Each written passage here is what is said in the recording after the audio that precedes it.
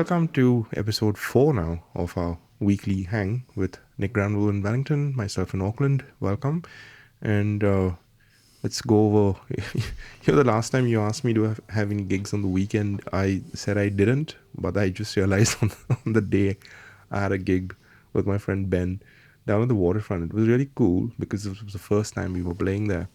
And when we got there, I don't know what kind of music they're normally used to, but they told us, oh, this is the best music we've had all month, and we'd love to have you back. So we're going back to play there on Thursday. Oh, that's great. Yeah, it'll be nice to have a regular gig there. It's really pretty. The food's good, very important. And it's the most important thing. Yeah. It's the food good. I was a bit skeptical because I saw the menu and everything else. So I'm going to do fried chicken, steak, and some fries. And everything was good. The important stuff. No, I love it. Yeah, I saw the photos. It looked like it was good fun. It was. And how were your gigs on the weekend? I think you said you were going to take the amp and turn it up loud or something. Did it actually happen? Yeah, no, it didn't. I was playing with that guy, Richard T. Beer. And it's funny because his normal gig that he was in Australia with Walter Trout, the blues rock guitar player, who's like he's a loud guitar player, right? Mm-hmm.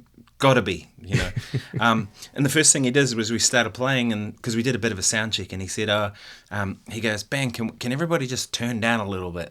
And I was like, "Man, we're not even starting yet," And I was like, "Okay, it's going to be one of those." I think he just wanted a sort of a lower key volume from it, So I actually, for that gig, I borrowed the Fender Tone Master 10, the little 10-inch that I was trying out. But, of course, the PA was so loud compared to the volume of the stage. Mm-hmm. I could hear the PA more than I could hear the amp behind me, so I still couldn't tell what it sounds like on a gig. Yeah. But it was fun. He's a killer piano player and great singer and the whole lot. And he's the real deal, this guy. So that's awesome. He was telling me about all these recordings he'd done with people like Lee Sklar and, like the heavies of the heavies, J.D. Souther, and like this guy's been around, Mm-hmm. And it was good fun. It was nice. Yeah. We played for an hour, and then there was a reggae band on after us. A reggae band at a blues club. So. Oh well. Was it the same one down at the usual blues club location? Yeah, Jack Hackett's. Yeah. So, which comes with a mix of things to deal with. Yeah. But it was all good. I think the thing I like about that place the most is the burger fuel across the road is open till late. Yeah. And it's really good, isn't it? It is. I mean, I've had burgers from all over, but that has got to be some of the best, chain burgers. Yeah. Yeah. So literally across the road and down about 100 meters down the road is my favorite club, which is a little place called Hishigozaki that we play all the time, and they're so close to each other, which is pretty cool. So no, that was a fun gig, and I had some recording in the weekend that I had to do, which I've just been putting off and doing some flamenco stuff actually. Okay. Which turned out, man, it was really hard. There was this line in one of the songs that went.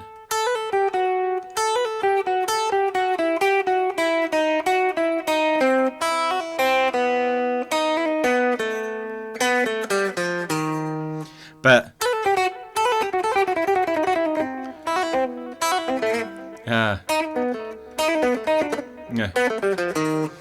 like breakneck tempo. So I just had to do bar and then do the next bar and then stitch them together. All I can say is better you than me. Yeah, but it came out really cool. So I got that done. So that's one done. I've just got to do some sort of tidying up and then send that off. So the magic it was good. And I've got some new pedals to try. Oh, cool. Well, is that the new Andy Timmons one? This is the new Andy Timmons one with Robert Keeley. Awesome. And you can't see it at the moment. I have the brand new pedal that he hasn't released yet, but I'm not allowed to show anyone. Oh, okay. It doesn't come out till March. I believe it's got some...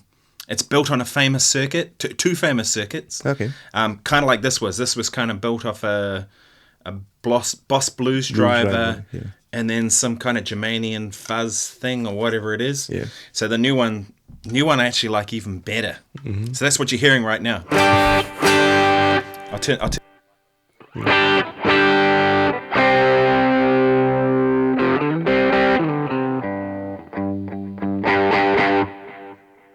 So it's super dynamic when you. Are you running? Yeah, running into the X effects. Yeah. So when you play quiet, soft, it's clean, and then it breaks up. It's just so dynamic. It's really great. But this sounds pretty good. I quite like it. I mean, it's not to like about Andy Timmons, right? Exactly. The funny thing is I've tried both the Keeley Modded Blues Driver and the JHS pedal, and he makes it sound a lot better than I do. So I had to move those on. I think, man, when I first met Andy I met him about 20 years ago. We played the Mission Estate gig in Napier. Okay. And I was supposed to play with Krista Berg and Olivia Newton-John. And I ended up just playing with Krista Berg, who had that big hit with The Lady in Red. Red, yeah. You'll know that song. He sold 50 million albums of that. So if he made $1 per album, he's a wealthy man, right? Yeah. But Olivia ended up bringing her own band, and Andy Timmons was her guitar player and musical director. And he arrived, and at the time I had one of those red knob Fender Twins, because that was the era. And Andy turned up with one of those kidney bean pods. Do you remember them? I do, yeah. Line 6 pod. And I said, man, do you want to play through my amp? Just take the Twin and crank it out there, And he was like, nah, I got my sounds all dialed in. And I remember standing out the front and hearing him play the solo, and it was just like the most perfect guitar sound. And I was like, it's that pod thing, you know what I mean? And yet he just made it sing. Yep. He's such a badass. Yeah. I think anything he plays through, he'll make it, because I've heard him like with Laney's and, not the most responsive amps, but he made it sound like $1 million. The first time I saw him was this video that used to float around. All my friends had it. The Ibanez 90th anniversary, where Andy's playing with Simon Phillips, and then you've got Paul Gilbert and Steve Vai jamming as well. And I have to say that was like Andy's night, because like he was by far the best sounding on that stage. And yeah, he was playing through those old Laney's, and I was like, oh, that's interesting.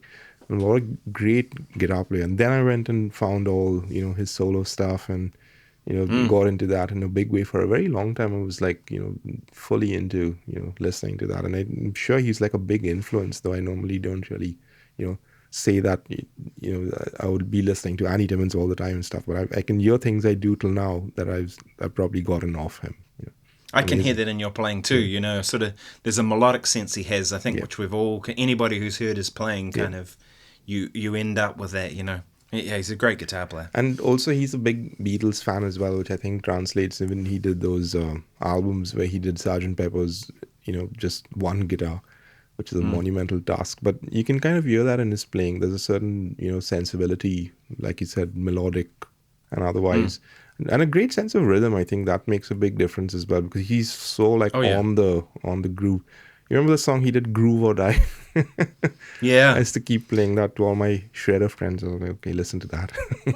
The big thing I find with him is just his playing flows really well. So, there's a flow that once he gets in that flow, he's unstoppable. So, when he was doing those collab stuff with Keeley, because I think this is their second one, they did the delay pedal first, and this might be the second one.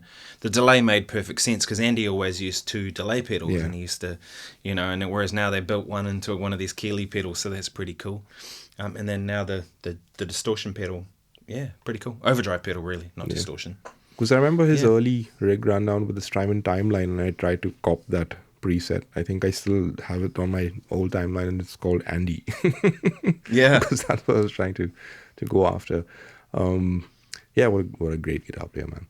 And for sure. The funny thing is, like, he's after all those years, he's still got that part of the pickguard missing. I love seeing his guitar. Yeah. Yeah, that guitar's pretty beat up, isn't it? It is. And that's been the one, I mean, when he came here, he had the other version of it. He had the one, the earlier version. He brought that with him. I mean, because this is a long time ago. Yeah. And maybe when he was traveling, he, left a bit, because coming to New Zealand, what it's like with airlines and stuff. But yeah, that was cool, and I've seen him around a few times since. He's a good guy. He's a really good human being. So and plays his ass off. So he's great. That's awesome. We've actually got our first question for anyone who's been watching this podcast. So this is coming in from Wakas. I don't know if you remember him. He was the guy who shot the video when we played down in Palmerston North. Yep. Yeah, I do remember him. Yep. I saw his question on there, so I thought that'd be a good one to answer. So he says, how many overdrive pedals should one have before the need to see a therapist? What's your take on that? My take is you can never have enough. Right? I just did a video on my YouTube channel the other week, and I showed a bunch of pedals and I kind of played them. So here's two that I mean, this pedal here, which is the Muse driver, and then the other one I'm holding is the OCD for anybody who's just listening. They couldn't sound more different. So to me, it's like, why not have different? You know what I mean? It's as long as you're using stuff. I had at one point I had multiples of stuff. So I had two OCDs and I had two the dudes, and so I could have the same on both pedal boards. And then I realized I just don't need multiples. But whatever you're using, go for it. Yep. And if you're chasing a sound that you want to achieve, then I don't think. I mean, pedals really, in the grand scheme of it, are pretty cheap. A couple $100 and you can have a whole new sound. So go for it, especially secondhand. Yeah. Because they're old Boss pedals, for example. They almost never break.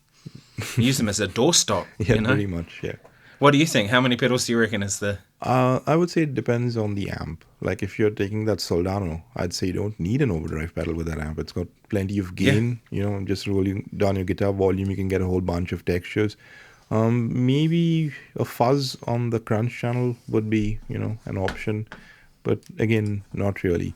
Now, when it comes to a Marshall, I think 3 would be a good idea, because Marshalls, once you start getting them, driving and stuff like that to the point of breakup, you can do a lot with pedals just to color that basic sound, like I was talking about in the previous episode. So I'd say something like a mid-scoop thing, which makes it sparkly when you turn the guitar down, like that Roger Mayer Voodoo one, for example. That's a good option, because then you can hit the pedal and, roll your guitar volume down all the way and just get it to like sparkle and clean up. Almost Fendery in a way. A tube screamer is good because that gives you that tight chugger thing, especially with the plexis, are not really the tightest and crunchiest of amps. They've got a little bit of that thing going on. So the tube screamer is a good option, and then like a more full range overdrive, like I got the Maxon SD9. That's a good option again. So you get 3 different colors from the amp set at just one point of breakup, and then you use your guitar volume knob. A treble booster works great with a Marshall. A fuzz face kind of a thing works great. An octafuzz, Fulton octafuzz, that's one of my favorite boosts, and it just blows up that whole, it starts sounding like the Time solo, for example. Then what else? There's a Screddy hybrid fuzz driver. It used to be called a screwdriver. It evolved from that pedal. That's a really nice pedal because it's got a treble booster into a fuzz. So you can actually tighten up the fuzz. It's all sorts of versatility out of that particular one. Now into a clean amp, it's totally, up to you as to what flavor of overdrive you'd like. Again, I'd probably say like something like an RC booster, a tube screamer, and a Maxon SD9. I'll give you a couple of examples. So this is again the clean on the amp. That's your RC booster in. That's your tube screamer in. And that's your SD9. Now if I put the RC into the SD9, it almost starts sounding like a fuzz.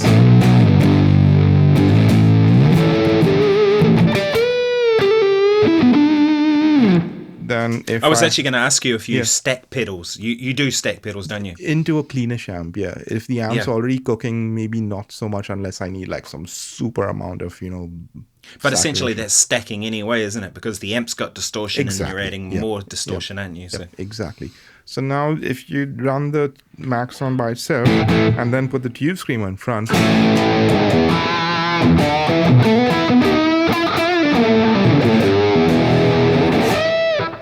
then you've got the RC into the tube screamer.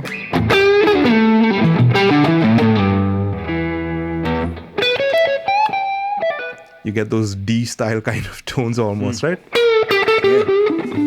Yeah, but you get the idea. So there's a lot you can do with just 3, So I'd say maybe if you're running a cleanish or slightly broken up amp, 3 pedals, 1 mid-scooped, 1 flat, 1 mid-boost. Tube screamer types. Do you know what's clear out of that, Warren? Yep. You need therapy, brother.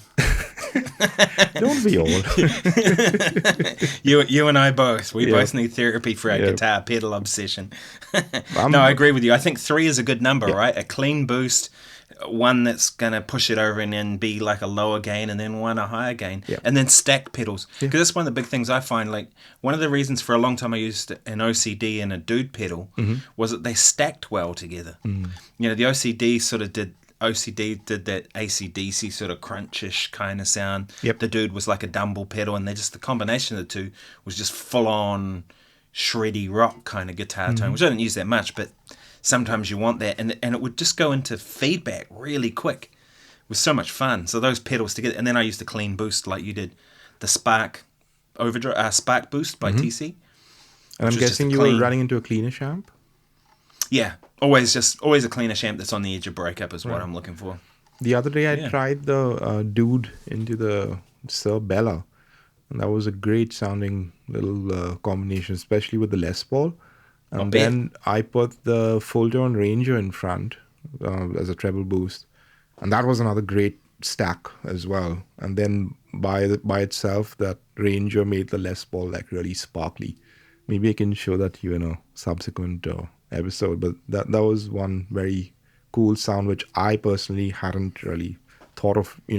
Since I've got all this stuff here, sometimes you just have to discover these combinations that you normally don't think about.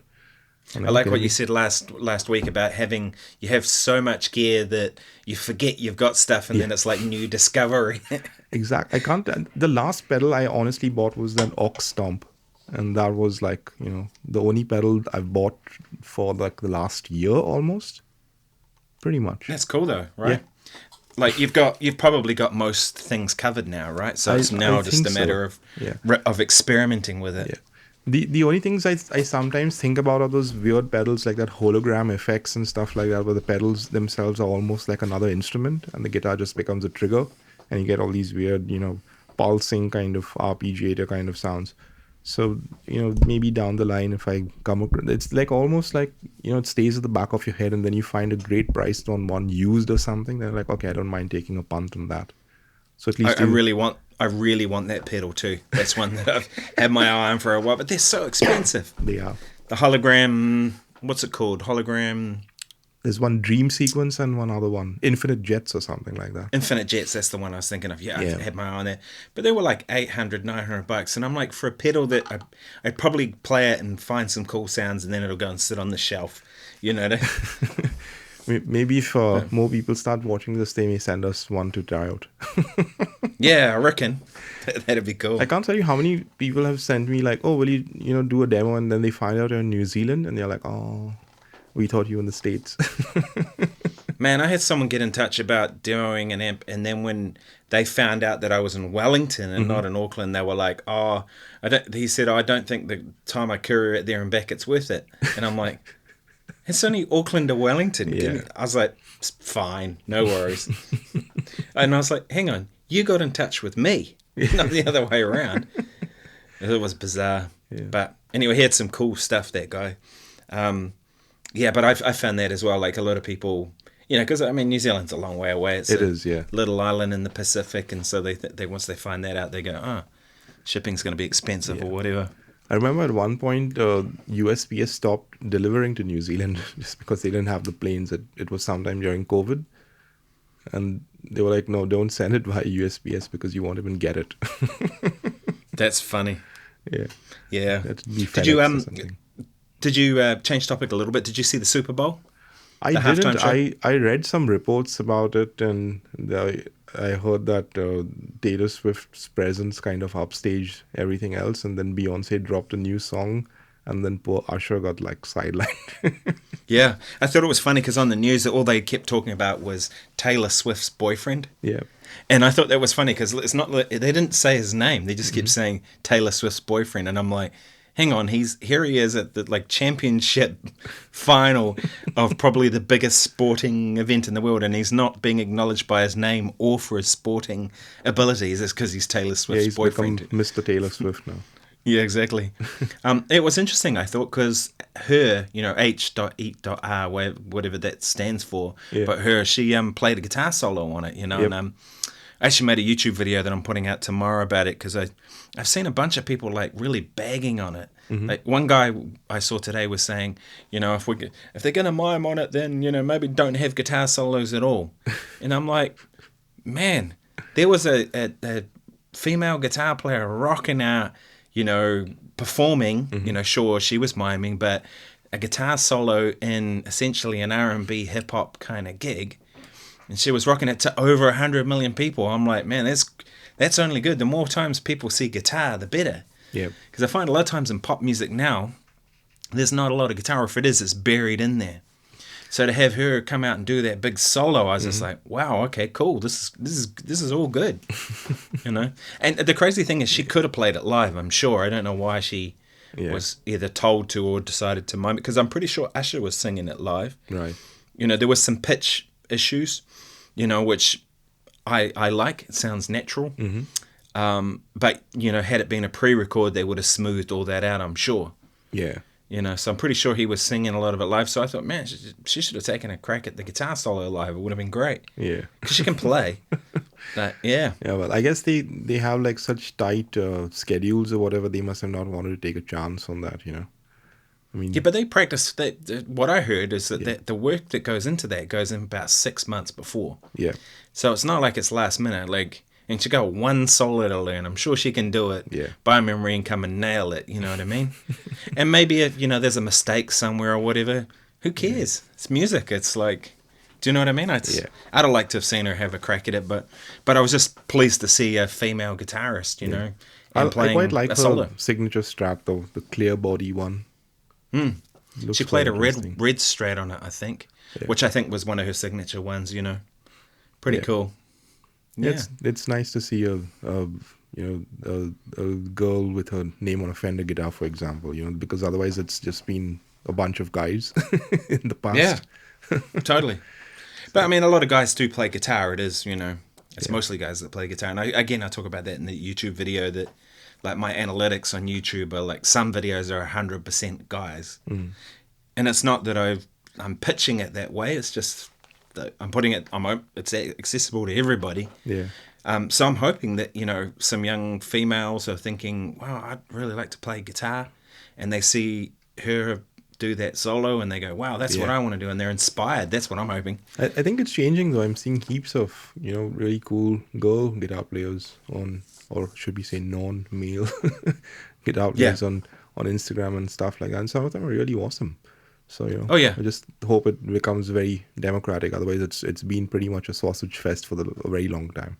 Yeah. So, I've definitely seen a bit of that as well. So I'm hoping things are moving too. And like they say, oh, this one's my favorite female guitar player or whatever. It's almost like another category. I mean, everyone should be just able to play guitar and not have any, hang-ups about, their gender or whatever. Yeah, exactly. It's funny you say that, because I used to play in a big band with a female drummer. And remember, we played in Wanaka one time, and this elderly couple came up to her after the show, and they were like, you were fantastic. You were really good for a girl drummer. Oh, man. And she went, why don't you just F off? Yeah. I'm sure that's one of the most irritating things you hear again and again. It'll really take its toll on you. The cool thing is they had the Blues Festival in Bombay, as they do every year.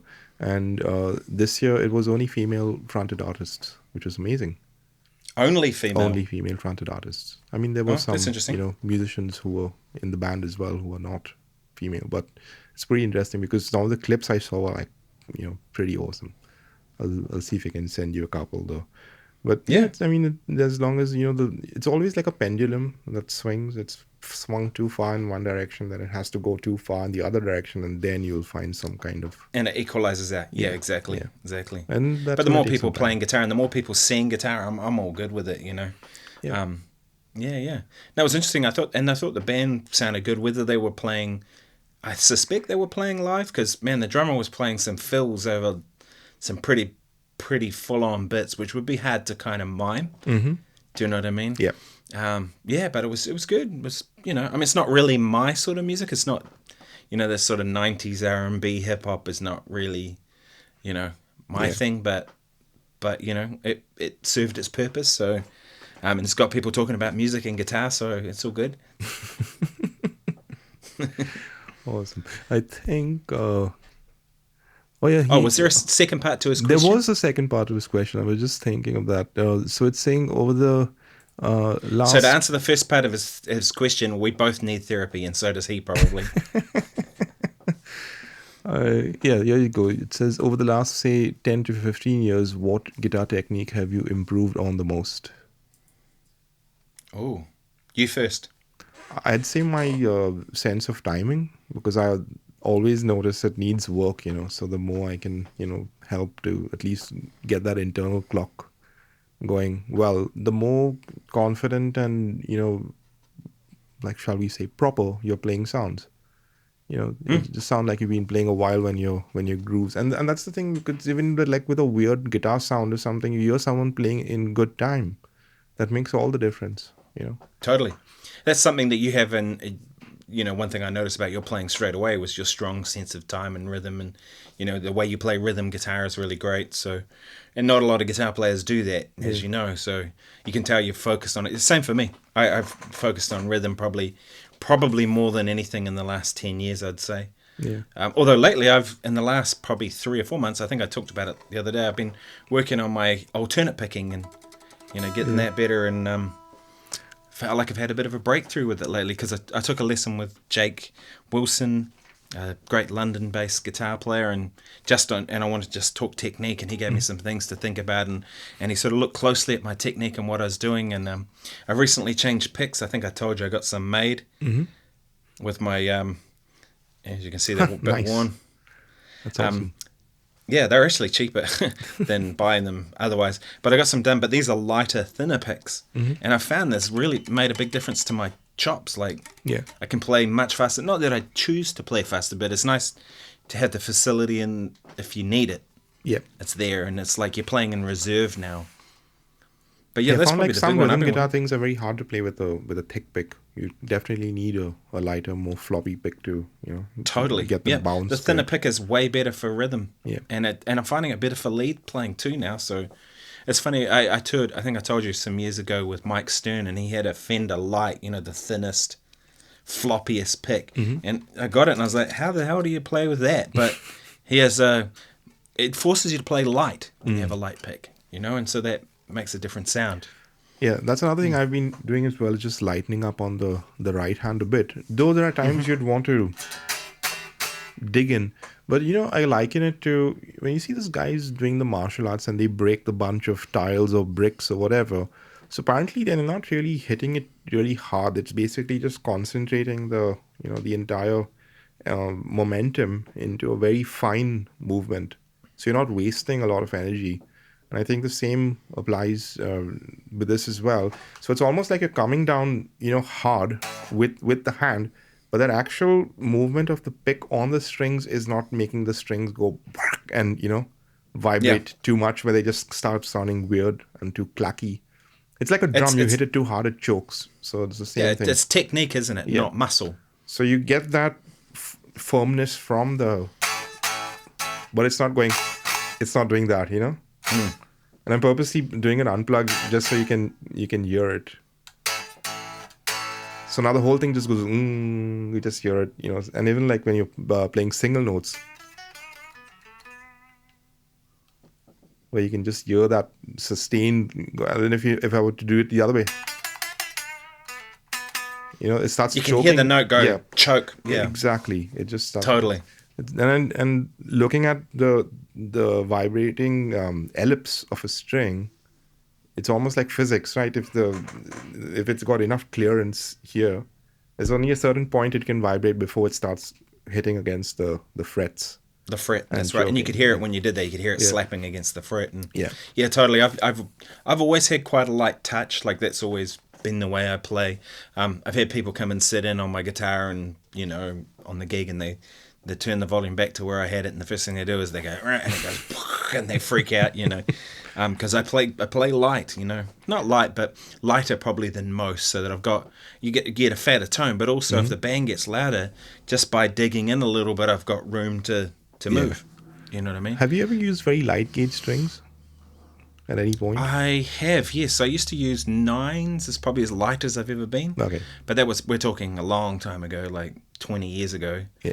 I've pretty much been on 11s for at least 10 years now. Okay. On 11 to 49 elixirs, pretty much on everything. I have one guitar that has 10s on it because it just sounds, on that nasty old Squire Strat I've got over there, that just sounds better with 10s, that guitar. Yeah. But yeah, pretty much 11s on everything. But I have used light strings. I don't know, I find with light strings, for me, they go out of tune. Yeah. I can't, it just doesn't work, My first good Strat was a Floyd Rose Strat, and it came with 8s. So I just, continued with that. And, for the longest time I would use, I think maybe like the first 3 or 4 years I had that guitar. And then finally, one day I decided to try 10s. And then the whole bridge went like, and then I had to learn how to like tighten the strings and, reset the whole guitar. But once I did, then the sound automatically became fatter. I think my friend's dad had a set of Dean Markley 11s or something that he gave to me. And that was like, these 11s are a little bit too hard to bend. But then I read somewhere about Stevie Ray Vaughan tuning down to E flat. So then once I tuned down to E flat, that 11s felt perfect. Easy. Yep. Yeah. So which is why like 10s in standard and 11s in E flat, that kind of, works the best for me. And are you a proponent of the springs in the back or no springs? Or should I say springs when you can get those things that people tape around them and whatever stop them? That's your free reverb at the back there. It's exactly what I think. So that nasty old Squire Strat I've got there, when I got that and I got it set up, I said to Rob, deck the bridge so it sits hard against the body. I don't want any movement. Yeah. I said put 5 springs in the back. So when you play it, it sounds, you can hear the springs going, sort of sounds like reverb, And if you take that away, it doesn't sound like a Strat anymore. It doesn't, yeah. Even it starts to sound like a telly. Even decked versus floating, there's a big difference in the sound. Like when you have the bridge in contact with the body, you get a lot more mid-range, and I think when it's floating, it sounds a little bit more airy, that sort of thing. And for me, I think I prefer the bending feel when it's floating slightly. I don't know why, because it moves with your bend, right? Yeah. So I think I've automatically learned how to do that. So if I'm bending and then the bridge pulls out, I just rest my palm on the bridge. Oh, right. Just to pull it, especially with like a double bend. If I'm doing a single bend, I can kind of just bend parts to where my ear's tracking the pitch. But when you do these, those kind of bends and stuff, so if you don't compensate. Now with keep the both of them in tune, yeah. Oh, that's interesting. I never thought of doing that. I always just thought that's what a Strat does, so you just put up with it.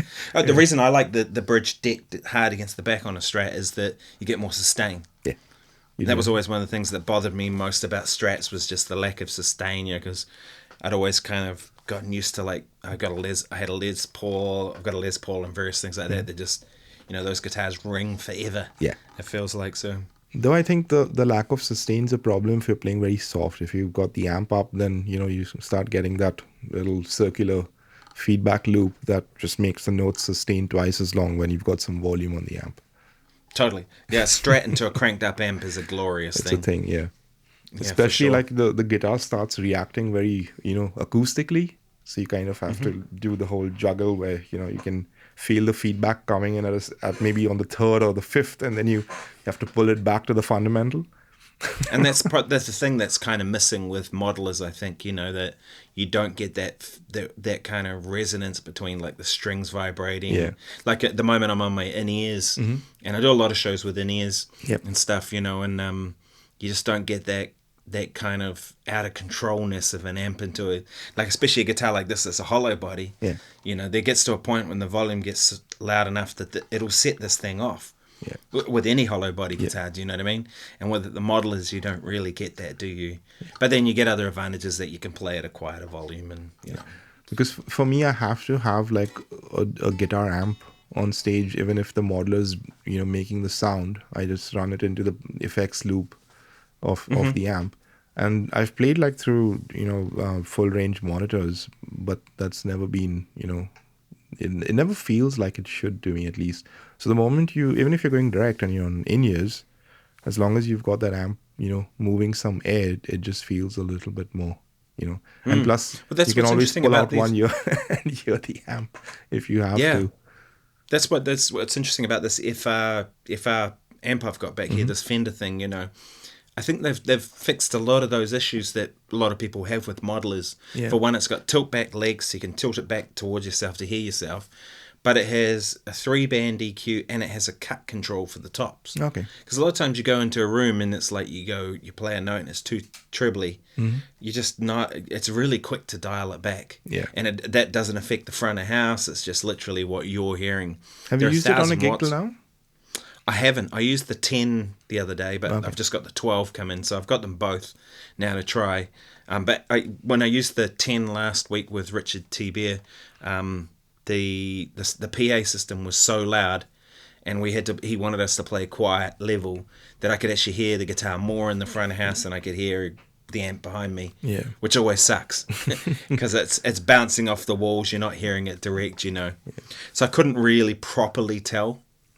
Yeah. The best gig will be to take it to would be something where there's no PA and you just got your amp in the room and you can hear it for real. Exactly. You know, the funny thing is, like, I remember especially like in the 90s when I started playing live in the early 2000s, the PAs you should actually throw back onto the stage so you could actually hear your guitar coming through from the PA but bouncing back from there onto the stage.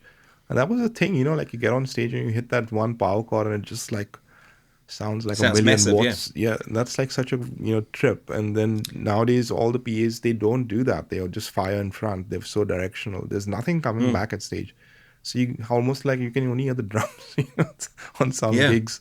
And you see these people's phone videos from the first row, and all you can hear is drums and a little bit of vocal, and there's nothing else, and it sounds so weird. It's like almost like some ghosts are playing or something like that.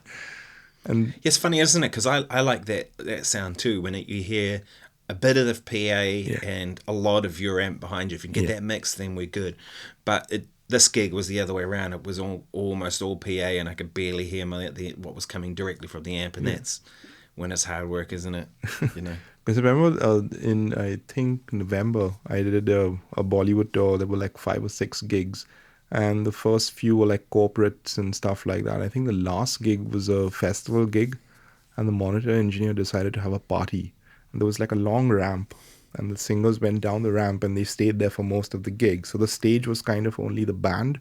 And this guy cranked the bloody side fills, and that was such a trip because I pretty much, once I figured out what was going on, I pulled out my in-ears and I just played off the side fills, and it sounded so nice. And the thing is also, when you're on in-ears, you become much more conscious of every little last nuance that you put in, because you can hear it in high definition. Whereas like if it's diffused through the air, you're a little freer. I guess that's how I grew up playing. I'm sure there's a bunch of kids that always grew up playing on in-ears and they're used to it. But for me, it just feels so alien.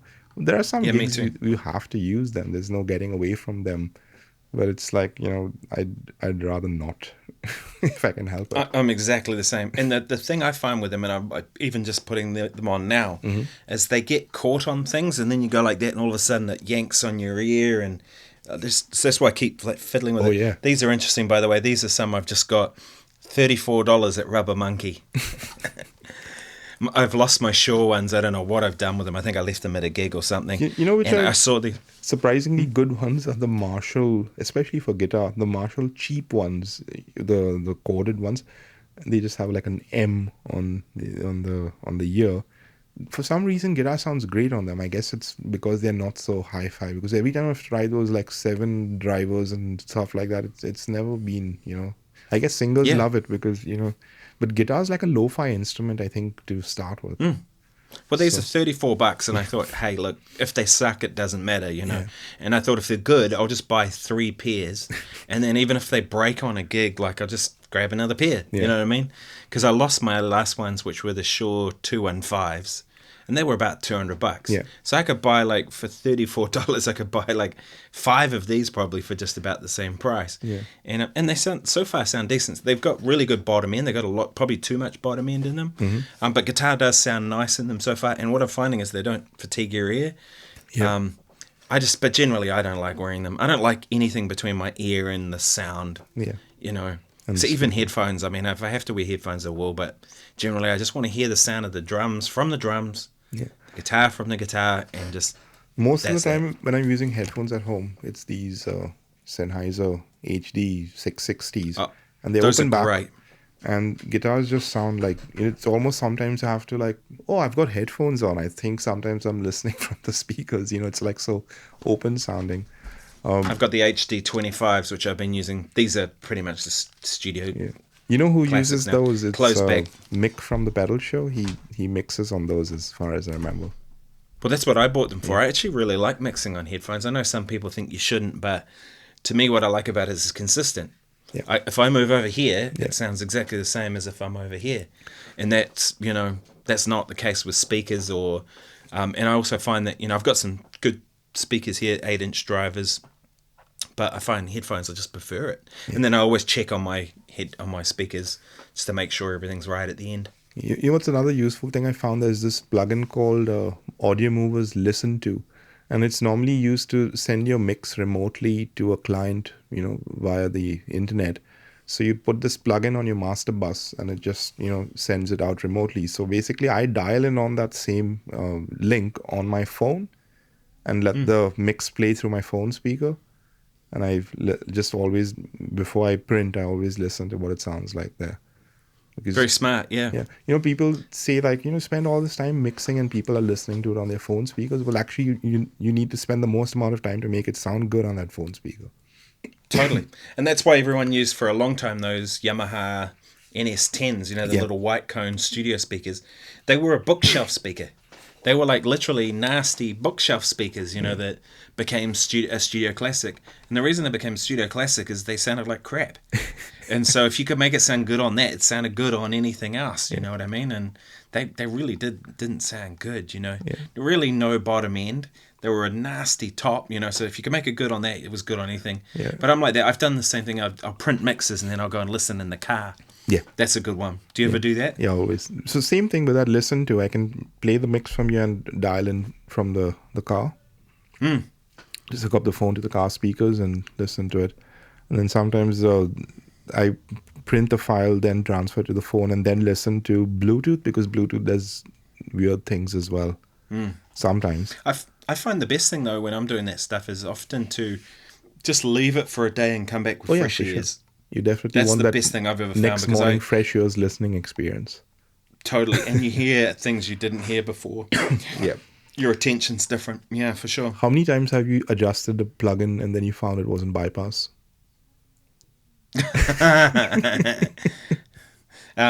No answer, Your Honor. I've done that. Man, I've just got the right setting on this compressor, and then fuck, it's not even on. Especially compressors, it can happen, like a reverb or something, you'll hear it, a delay. Yeah. But with a compressor, because really if a compressor's working and it's a really good compressor, you don't really hear it. It just kind of pumps up the signal. Yeah. So you shouldn't really be able to hear it too much. Yeah. So, or even in EQ, sometimes I can swear that I've, been making progress on the sound, and then the EQs and bypass. It's like, yeah, but our ears are like so psychoacoustically susceptible. They're the easiest things to fool are your ears. Even totally. You're comparing pickups. You put in a new set of pickups, and the time between it takes to pull out the old ones and solder the new ones, and guaranteed you've forgotten what the old ones sound like. What the old ones sound like. So the only 100%. Way to do it is to record it and then do a blind A/B test, because even then you're more susceptible to be preferring one, like confirmation bias. So you kind of have to close your eyes and go, bim, bim, bim, bim, bim, and then just see if you can tell the difference. That's the only way I find I can, trust what's going on. Totally. I 100% agree with that, for sure. Yeah. I had an interesting conversation with Glenn about pickups one time too, Mr. Glenn, about, sometimes too, like he said, some people will go from one type of path pickup to another type of path pickup, and they're essentially about the same spec and the same everything. But he said one feels different under the fingers, and he said it's something that people don't talk about is the way a pickup feels under the fingers when you play more than sound, And I find that's a big part of totally. Guitar pickups and stuff. Or any pedal for that matter, Or pedals, yep. You because cannot... a lot of a lot of pedals can sound the same, right? I don't know if you've watched any of Pete Thorne's demos, but I find a lot of his demos, the crunch sound is the same crunch sound no matter what gear he's using, because he'll dial it in till he gets it Till it sounds good sounding to like his ears, exactly. yeah, but it's obviously a feel thing that's quite different with each particular one. So There's a cool video where Joe Bonamassa was talking about his 4 amps in the back line. And he's saying, I know a lot of you in the YouTube comments are going to say it all sounds the same, but it makes such a huge difference to the feel. And that's something that can't be communicated by just watching or listening to it, you know? The only thing you can... But also his name's Joe Bonamassa, so he can have whatever he wants. Exactly. Right? Because he gets away with things that no one else would get away with. Yeah. Like that guy plays loud. Yeah. Like you know, crazy at one loud. point, he had one of the amps was the Line 6. Really? Yeah. Way back. Oh, that's it. Because he used to use it for his Fender sound. It was probably like a Flexstone 3 or something like that. I'm pretty sure he used to have a Line 6 in the back line.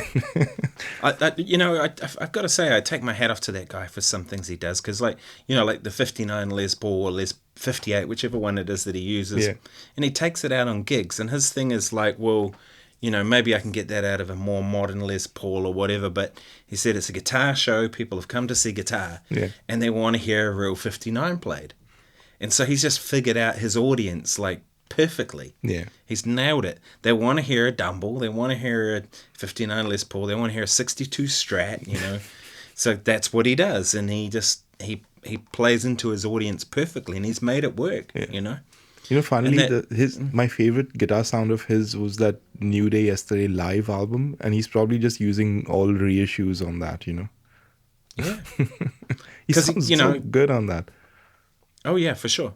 There's a lot of hype around that stuff. 59 Les Pauls that they were all great. No, they weren't. I'm sure they weren't. I mean, I played a bunch of vintage guitars that were not all great. Yep. You know what I mean? And I've played some 62s that were like dogs. 63s that you just go what? And then I played others that are absolutely killer. Yeah. So, but I mean, yeah, he can make anything work, right? He's Joe Bonamassa doing his thing, Yeah. Yeah, he's a guy that people like to hate too for some reason. I don't really understand that. There's a lot of blues guys I know who just think, oh, he's this and that, whatever. And I'm like, dude, he's out doing it. He's playing guitar, exactly. he's touring. It's all good. Walk a mile in the shoes, pretty much. Yeah. Yeah. And he's turning audiences onto the guitar and the music, and he's going out there playing real stuff and showing. I mean, I think he played the Altier Centre when he played in Auckland, right? Mm-hmm. Yep. And I mean, that's a big gig for a dude largely playing instrumental rock, blues rock guitar. Yeah. He played the Royal Albert Hall in London, and I remember his documentary is talking about it, saying, everyone said, oh, you're not a big enough name to play there. So he went and did it anyway. Yeah. And then next thing you know, that now he was no longer a 2 or a 3,000 seat artist. He was now a Royal Albert Hall level artist. You know what I mean? Yeah. Pretty smart. Yeah, I think he took a punt on himself.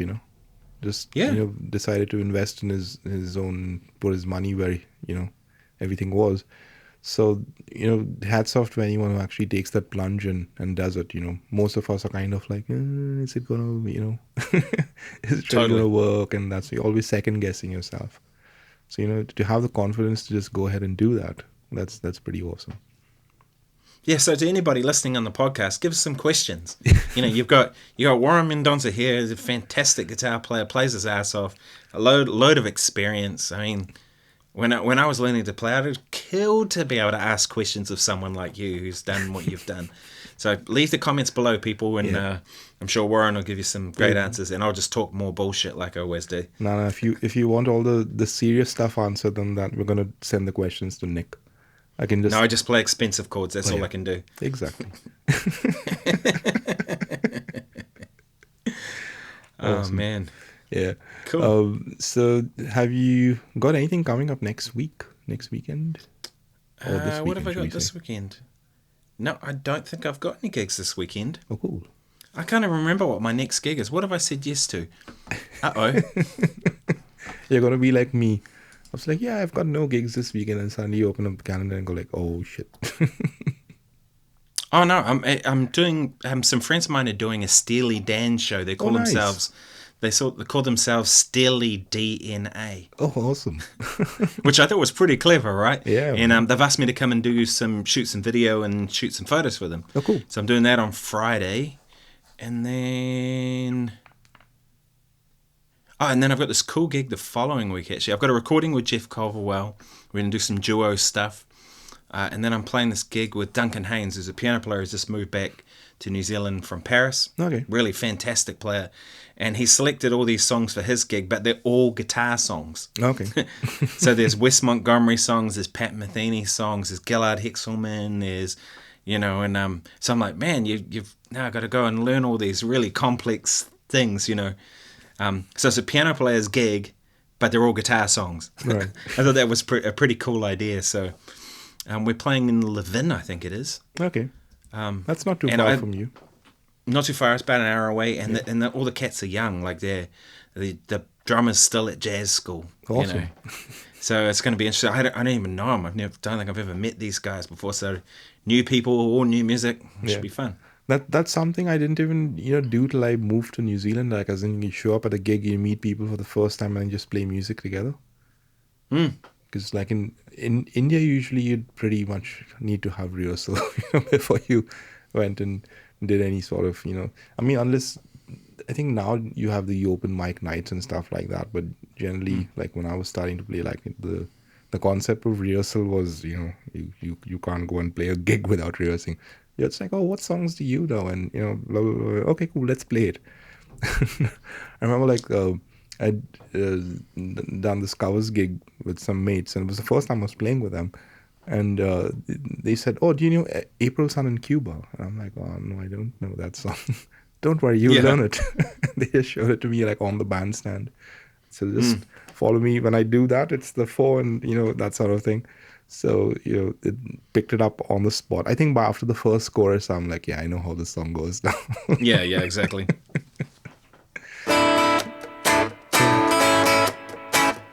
Right, that whole thing. It's funny, isn't it? That's a real Kiwi thing, isn't it? The she'll be right kind of outlook, you know what I mean?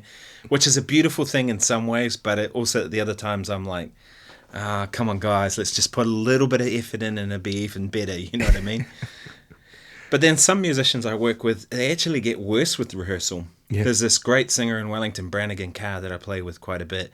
And this dude's like James Brown. He sounds a lot like James Brown. He's really funky. He's got this wicked soul voice. Just a great natural musician, you know what I mean? Right. The times I've rehearsed with him, the gigs go worse than when we don't. Because when you rehearse with him, now there's an expectation that it's going to go a certain way. Okay.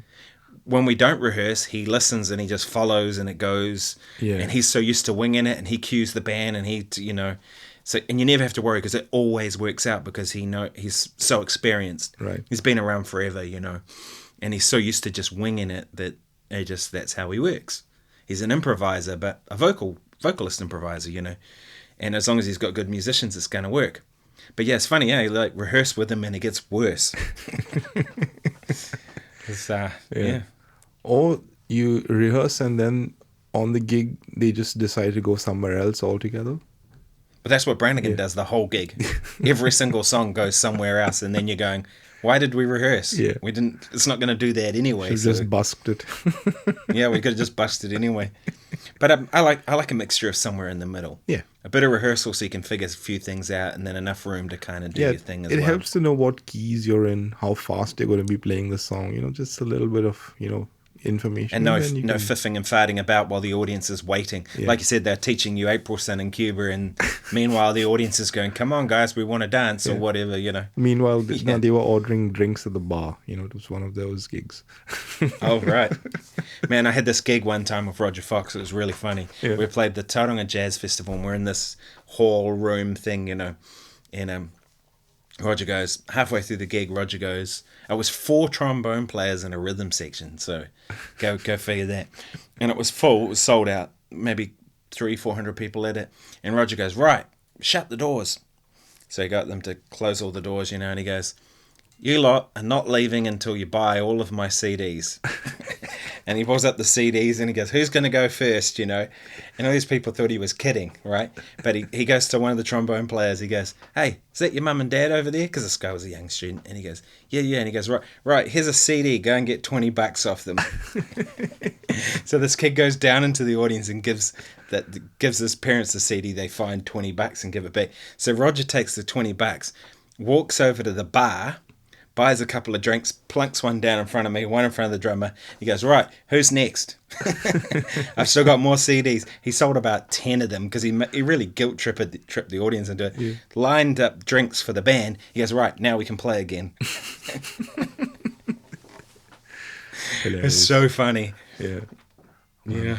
Classic. I even dread to think of like the night. Like there are so many gigs I've kind of blanked out from my memory just to like, not be traumatized. Tell me about it. And recordings, man. Yeah. I've had people play me recordings and they go, "What do you think?" And I'm like, "Yeah, it's fine." Yeah, "Oh, that's you." Yeah. Oh, there was one gig the singer kept reading from the lyric sheet throughout rehearsal, and we're like, maybe it's time to learn the lyrics and not be reliant on a piece of paper. That's fine. Mm-hmm. I've got a music stand on the gig. On the day of the gig, she got conjunctivitis. Oh no! So you can only but imagine. It sucks when singers do that, isn't it? Because it's like it's karaoke. It looks like, and they're looking at the page instead of looking at the audience and connecting with people. You know what I mean? And yeah, I mean, sure, fine if you get the call up that morning and then the gig's that night and you've got it. That's fine. But if you've had a rehearsal and whatever, just learn the tunes. It's not that difficult. I mean, for me, if it's a regular gig, I try to lose the chart by the third gig. Oh, totally. Yeah. Even jazz gigs too. Like, I mean, a lot of people think it's acceptable to read charts on a jazz gig. And, I mean, I will if it's something really challenging. But generally, I want to commit it to memory so that we can communicate. Exactly. I can look at the drummer and give him a nod when we're going to the bridge and all that kind of stuff. And I'm of the opinion that, if I'm playing with young people or whatever and they don't know the tunes, then we'll play tunes they do know. Yeah. Because everyone's going to have a better time. Totally. Including the audience. Yeah, it's not like an exam or something. You're supposed to be having fun on stage. I mean, a big band's different or an orchestra because, when you got that many people, you have to, or a theatre show, Yeah. And that's coming from someone who reads. Like I do a lot of reading gigs, so it's, I'd much prefer not to. It's just better. I mean, you don't see the soloists with the orchestra reading because they've got to perform to the audience. It's a performance. Yeah. And I feel the same way with singers too, Yeah. Sometimes they're all going to hate me now for saying it. They're all going to think, that guy, we're going to blacklist him. He's never going to work again. No, do you think singers are going to be watching a guitar podcast? I doubt it. No, yeah, exactly. We can say whatever we want about them. Say whatever you want about singers. In India, especially, like among the big gigs, the singers always fly business class. They're always like a tier above the dudes in economy. So it's almost like, But I guess also India is so vocal centric in terms of film music and stuff like that. The singers' names on the bills actually sells more tickets. So I guess it's only fair. If your name on the bills, I remember putting more people in seats, then yeah, sure, you fly business class then. I remember a certain singer. We were playing down in the South Island somewhere. I won't mention who it was, but she made sure she was staying in a 5-star hotel or whatever it was, like some really flash place, and the rest of us, the whole band, had to stay 30 minutes out of town. Oh wow! So we finished sound check, and then we had an hour and a half till the show. So we were like, man, we'd drive out there for half an hour and then drive back. We'd only have a half an hour at the place, so it wasn't worth it. Meanwhile, she's staying in the lap of luxury, and we were like, okay, all right. I don't really care. To me, it's just a place to crash, Yeah. You know what you have to do then? You have to crash the singer's room, order room service, and then leave. yeah, exactly. I think that's actually what we did. I think we went and had an hour and a half of drinking beers at the pub. And we were like, well, you brought this on yourself. Yeah, can you charge it to room number so-and-so? Yeah, exactly. Oh, I've heard a few stories of that. I've never done that myself, but I heard a story of a certain band that did that, and they clocked up like a $2,000-$3,000 bill on the hotel, drinks and seafood, crayfish, and all these things, and then checked out, and someone else had to pay for it. Yeah, I know. Because they were like, whose room service bill was more than the actual gig fee. Oh yeah. Yeah. Yeah. That's bad though, isn't it? It's Yeah. not very sustainable, and but it's fun. Hey, Yeah. you know, For that time only. You don't really get a good reputation then after that, you know. Those are the guys who, did that or whatever. who don't get the gig. So Yeah. what about you? Have you got any gigs this weekend? I do actually. On Thursday I've got that same place like played last weekend, and they want us to come back. So that should be fun. It's only guitar, keyboards and bass, and they're trying to talk them into letting us get a drummer as well. So, but I think most of these smaller places are kind of afraid of having drums in there because it can get loud. So we have Yeah. to tell them that no, like the drummer we have in mind is very tasteful. He'll bring a small little kit. It's not going to raise the volume. So that's And is our that thing. with Ben and who plays That's bass? with Ben and Russell McNaughton on bass. Oh, cool. He's a great bass player, and he's like the thing is he knows like all the guitar songs, and he knows the Oh, chords. perfect. So you can just Perfect. call them out and he knows them. So that should be fun. And on Sunday I've got a gig with Kat, just the two of us this time in Piha. So it's been a while nice. since I've played just duo with her, but yeah, that should be fun. And would you play electric guitar when Yeah, for that electric. duo or acoustic? I'll probably take the 335 if I'm thinking 335 and the amp, and see how that goes. Like a very stripped down. Which amp would you take? I was thinking of taking the Bella, but I'll have to ask her about the load in, to be honest, because if it's a mission to load in, then I'll just use the same old Line 6 on wheels, because it's just like I put these giant humongous casters on it, which makes my life so easy because you can roll it on all sorts of tiled pavement type things, and it doesn't like, because there are some casters like you can only wheel it on smooth surfaces, And you hit a stone, and all of a sudden man. it stops. And And the whole thing starts tipping over. Yeah, I've had those happen. And the funny thing is, like, when I went back to India after living here for like 7 years or so, most of the people I knew, they had roadies because, like, labor's quite cheap and stuff like that. But I consciously avoided doing that because I knew when I moved back to New Zealand, I would have to, get back into being my own roadie. So maybe once my daughter grows up a little bit and gets some muscles, can enlist. I've tried that with my daughter, and it doesn't work. She doesn't want to know about carrying my gear. She's always like, hell no. You know what I mean? Yeah. Yeah. My daughter the other day, she came with me. I remember I told you she came with me for the gig, and then we got paid in cash, and she took $20 from there. Oh, how funny. She's figured it out already. She's figured it out, and it went straight into a piggy bank. Oh, very cute. Hey, you can't be mad at them like when they do things like that, though, can you? You're like, yeah, that's so cute. I'm like, I'll get you, don't worry.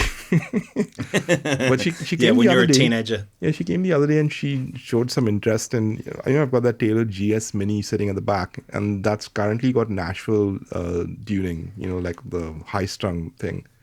So she Octave was like, strings, can you put proper guitar strings on that and, show me a few chords and stuff like that. So I've never really been one to like force her into anything. So I was like, yeah, when it feels right. She's got a 6-string ukulele that she's always had, like from the time she's 3, but usually she's just used it as a percussion instrument, So I got around to like tuning it in an open tuning so it would sound a little better to my ears when she just went bam, bam, bam.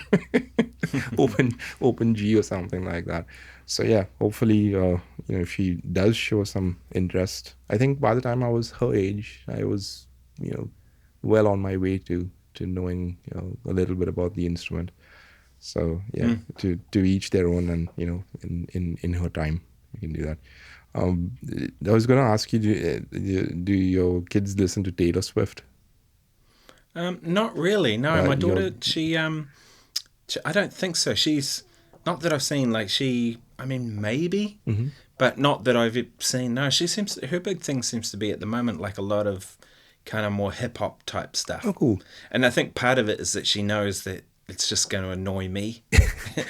And that's probably why she listens to it. Do you know what I mean? Yeah. It's like the more of a reaction she gets from me, because some of the stuff I hear her putting on, there's a lot of swearing and, some pretty gross kind of things, and you're sort of like, and I'll go and I'll be like, turn that crap off, And then that's the thing she goes, okay, Yeah, but no, but it's funny. She likes a lot of stuff that I like too. She's kind of grown up with Seal and Sting and Peter Gabriel and a lot of that kind of music. And I mean, one of her favorite albums is John Mayer's Continuum and stuff like that. No, Room for Squares. Oh, cool. And it's funny, there's certain things like that. I remember when I first told her about John Mayer, I said, I think you'll quite like this. She was like, no, I don't want to listen to it. No, I don't like it. I was like, no, come on. And then one day I just put it on in the van, because it's our camper van is the only van that has a CD player in it still. Only vehicle we have. I put it on without telling her, and she was like, oh, what's this? This is quite cool. And now it's like I catch her listening to it, That's awesome. My daughter loves John Mayer as well. And the Taylor Swift is a very recent thing. I think it comes from her cousin who's 1 year older, and then because of her getting into it, then my daughter's kind of caught on. But the hilarious thing is there's a John Mayer song in which Taylor Swift sings, and I played it for her. She said, "Oh, this Taylor Swift on a John Mayer song." I said, "Yeah, do you know they used to date for a while?" Taylor Swift was John Mayer's girlfriend. She was like fully taken in with that bit of information. But I think John Mayer had a lot of different girlfriends, though. I hate to break it to it, you know what I mean? Because my wife was telling her, he used to date Rachel from Friends as well, because she watches a little bit of those old episodes, and she's like, oh, he's dated it. So like she's like figuring that bit out. But there's this guy and Katy Perry. Yeah, this guy on Instagram that does funk versions of Taylor Swift songs, and he kind of reharmonizes them and stuff like that. So I made her listen to one of those. I was like, check this out. This is a slightly different version of a Taylor Swift song. She's like, yeah, but the chords are weird. I don't like it. It's funny you say that, because my daughter was right into Friends for a while. She used to watch every Friends episode, and she was right into it. Yeah. And then I found this version of Mark Lettieri doing the Friends theme as like a heavy metal song. I played it to Mia, and she was like, no, it's just wrong. Getting all upset, Yeah.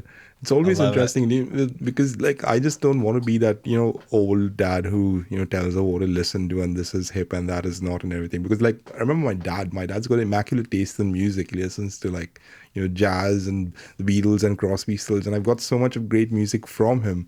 But I remember I was listening to Pink Floyd, and he was like, I think it was probably "Shine On You Crazy Diamond."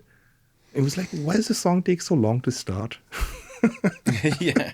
Where's the singing? It's not happening. And then I think he listened to The Song Remains the Same, Led Zeppelin, that I was playing in the car. He was like, this bass player's all over the place. I'm like, that's John Paul Jones. Nah.